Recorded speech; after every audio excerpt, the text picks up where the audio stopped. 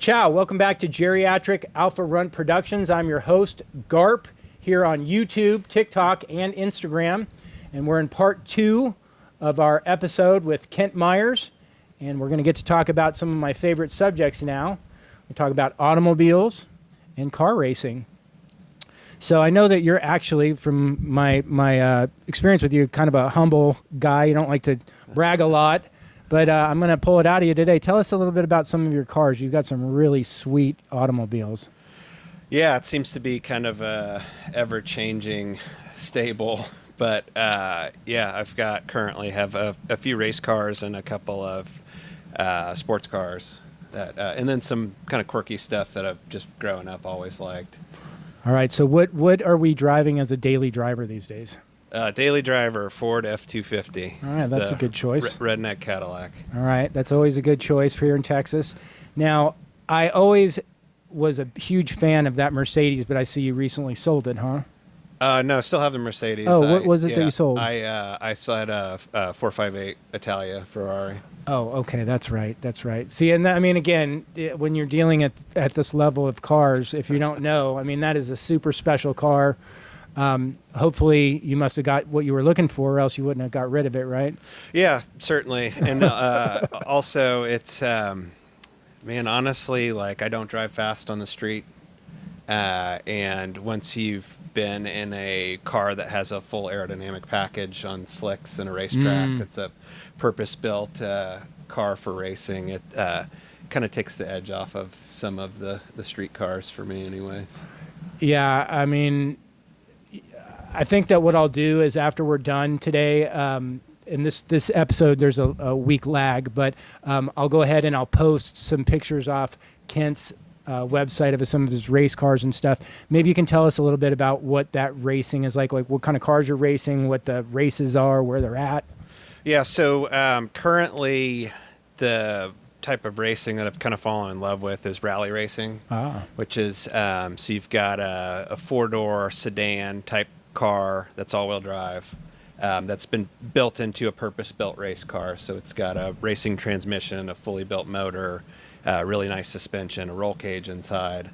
And those races are typically either sprint racing, which is done on a closed circuit, it's off-road, that has jumps and a lot of elevation change and trails through the woods, or they do stage rally, which is a point-to-point race, typically through the woods, and it can be anything from snow, ice, mud, tarmac sections, etc. So that format, you typically get to do what's called recce, and you drive along the stage with your co-driver, while your co-driver takes notes on where the corners are, the distance between corners, the severity of the corner, and so you get to make the pass once down that, and then the next trip down it's at full speed.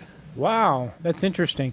I assume that Subaru is the preferred vehicle for this, or yeah, what are you using? Certainly, I have a Mitsubishi Lancer Evo. Oh, I'm currently building a WRX STI because the Evo they don't make parts for anymore, and as you can imagine, taking a car over jumps and going 100 miles an hour through the woods, they frequently need to replace things. And Subarus, you can get parts at AutoZone.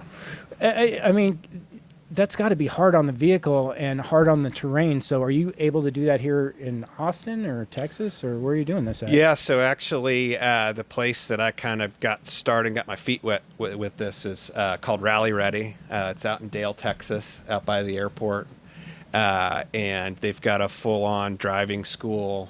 They've got rental cars. So if you're interested, you can get out there and get put in a fully prepped rental car and learn how to drive it sideways real fast. Wow. So like that kind of segues perfectly into the monetary, because I can imagine this is an expensive hobby. Is there like a monetary prize, or what's the winner get? Right now for the series, there are monetary prizes. The monetary prizes don't cover the cost of doing bragging rights. Yeah, I think it's more hobbies that people want to be around like-minded people and doing things that they enjoy. Right.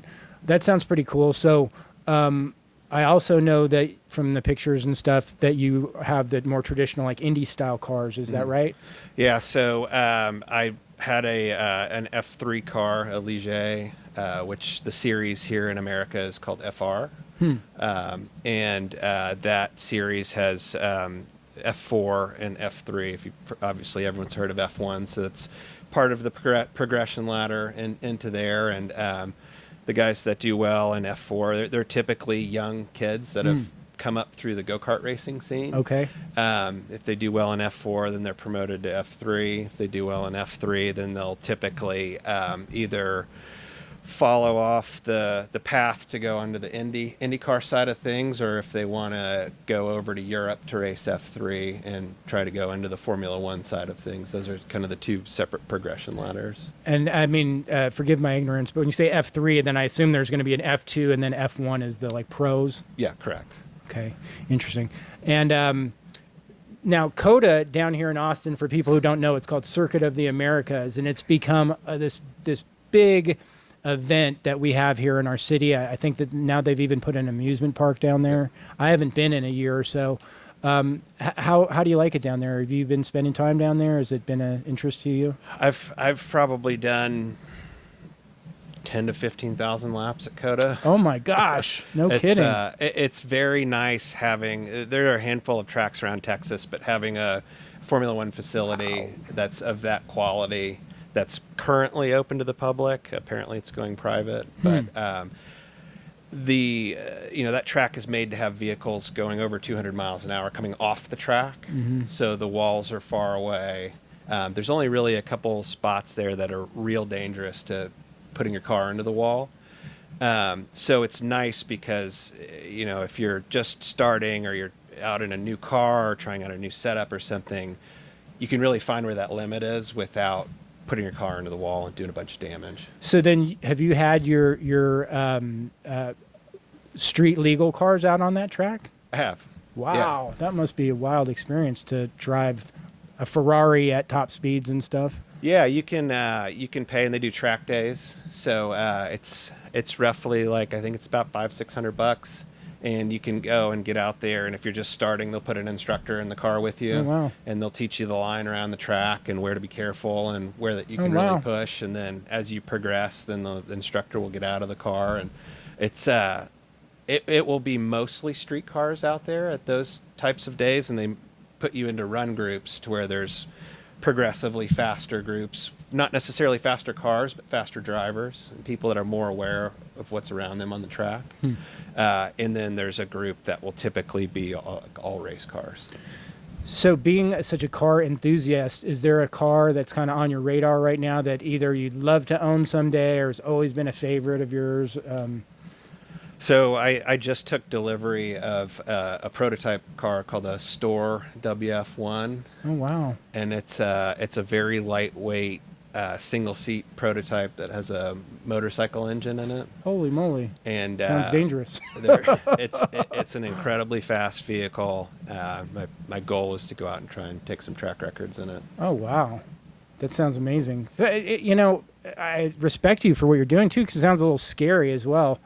When we talk in terms of racing, I think it's kind of a decent segue to talk about, since you just mentioned the motorcycle engine. You don't do motorcycle stuff, do you? Are you a motorcycle guy at all? No, I've had two motorcycles in my life. Had a really close call on Beltway 8 on one of them, and sold that one. And my wife and mine's agreement is no motorcycles, but race cars are okay.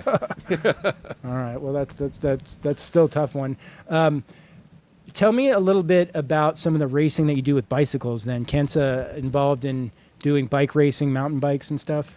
Yeah, it's been a lot less recently with my newfound passion for jiu-jitsu and just lack of time, but I still ride a few times a week. When I was in my, I grew up racing BMX.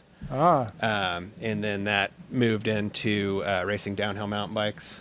I have a family in Mammoth Lakes in California, which is where downhill mountain bikes were kind of started, racing the Kamikaze in Mammoth. Wow. and then moved up to Canada and the Pacific Northwest and raced downhill there for a while. And that moved into doing some endurance racing. I've done 24-hour mountain bike racing, and then moved into my final iteration was road racing. And it makes a lot of sense with the kind of a gas tank that you have in jiu-jitsu that you're like a marathon bike rider. I kind of already knew that, but what was your experience in bike racing? Was there a lot of camaraderie? I can imagine that you're doing that kind of stuff with other guys, that there's a big like just camaraderie amongst the competitors and things like that. It's really interesting, the different types of racing. So like downhill mountain bike racing is that's typically like a 3 to 5 minute run, and you're on the course by yourself. And it's a long travel mountain bike with big tires and big brakes, and you're racing against the clock to get down as quickly as you can. Versus like road racing is a team sport. So if everyone's watched the Tour de France or anything like that, it's a big team deal, and it's always not necessarily the fastest person is the person that wins. A lot of times it's the people that played the strategy right. If you have a 100-mile road race and somebody that has conserved a lot of their energy till the very end. And it's very interesting from like a camaraderie perspective, because in the downhill racing, there's no hiding. The fastest guy wins. Whereas on a road race, it can be the guy that was the smartest and did the least amount of work throughout the whole time, or somebody that played strategy right. Team worked together well. So it's definitely interesting. At the higher levels of road racing, you'll typically have a team of 8 people who are riding for one rider. So the other 7 people will sacrifice their race to try and do a bunch of work to get their guy to the line first. Right. I've kind of seen some of that on the Armstrong series I watched, where he talked about that teamwork aspect.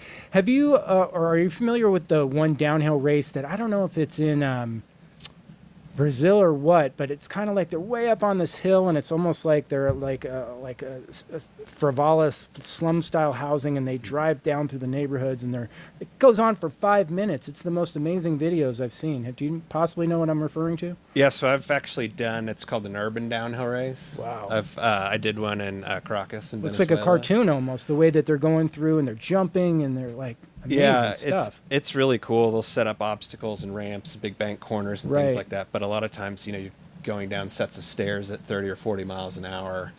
And that race, the thing that I did not consider when I did that race, I think I was 20 years old, was the guy that was kind of our handler when we were there came to us, and he's like, hey, turn it down a little bit because you don't want to go to the hospital here. Ooh. And I started thinking about that, and I was like, God, that makes sense. Wow. And I mean, gosh, just from the video I watched, the race is so damn long that, I mean, it would take a long time for there to be medical attention in all the various spots of this hill.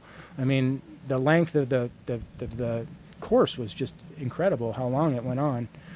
Super cool. Anything else that you race, I mean, or racing oriented, that might be interesting for our audience here? I'll race anything that has wheels. I often thought that when I got these bikes here that I'd have some friends over and we'd get out and we'd ride around, and I still haven't done that. So one of these times when we have a jiu-jitsu event or something, we're definitely going to pull those bikes down and do some races around the block here. So listen, we've had a good little talk here about automobiles and racing. We're going to come back next, and we're going to talk about jiu-jitsu and maybe some miscellaneous sports, including dogs. Thanks so much.